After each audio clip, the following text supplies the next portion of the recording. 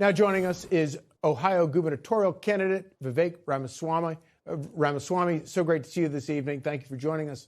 So, what do you make of these riots in Minneapolis here 4 years after the George Floyd Summer of Love? So, look, I'd say a couple of things, Charlie. First is to state the obvious. I'll caveat everything I'm about to say with the fact that we do have a constitutional right to criticize our government in this country and to protest peacefully. Most Americans agree on that. I stand for it, absolutely. But the operative word here is peacefully, because we are also a nation that is founded on the rule of law. Now, those two things are not normally in conflict. They actually go together. Most Americans agree on that.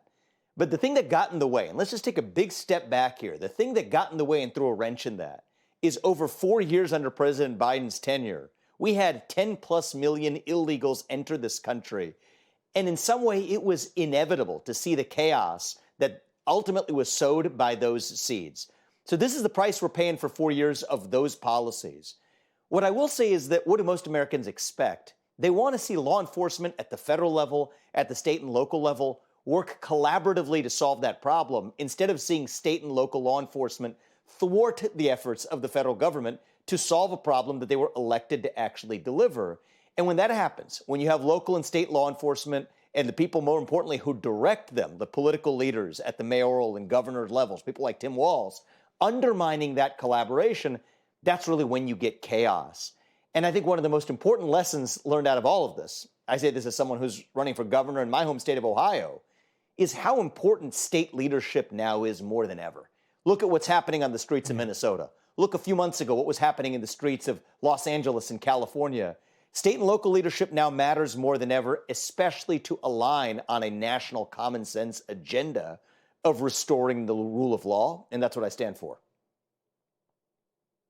What's particularly galling about all of this is to watch that happen in a church.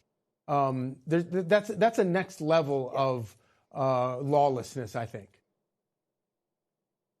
Look, it's actually appalling because that's also one of the core freedoms that this country was created to secure, is the right to worship freely.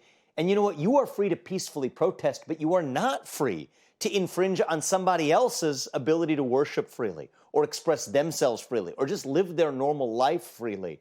That, too, is part of the American way of life, right? Your right to swing your fist ends where my face begins. It's a basic principle of the boundaries of freedom include respecting the freedoms of others.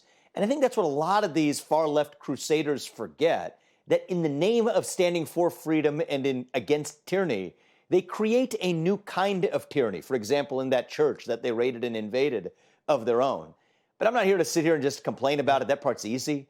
We have to map forward a practical path forward in this country to say that we're going to deliver on ensuring that we restore the rule of law, that we have a secure border now and have to fix the sins of the 4 years under Biden's administration, while also moving the country forward on common sense principles that, frankly, Charlie, 80+% of us in this country actually agree on. And it is sad to see local leaders, particularly failed leaders like Tim Walz of a failed state like Minnesota, really undermine that basic culture of common sense and unity behind the rule of law. Yeah. Well, of course, one of the things I think you've always been very eloquent about is the fact that the vast majority of Americans don't want politics to govern every aspect of our lives. They don't want to spend all of their time talking about politics. They got better things to do. And when you have this level of lawlessness, you wind up with people, quite frankly, on both sides of the aisle. But right now, what you see in Minneapolis, where everything becomes about politics, and it's really kind of gross. Look, I think it's a great point. I mean, you think about we're entering we're in an NFL playoff season. We're going to be at the NBA playoffs. I'm going to a Cleveland Cavs game next Friday. We have these spheres of our lives where politics shouldn't infect the way we live our ordinary lives. We go to houses of worship. You're praying in a church. Those are areas that are supposed to be clear, sterile of divisive politics. That's our best chance of uniting this country, is not through partisan politics, but through all of the other spheres of our lives that actually provide that common thread of unity.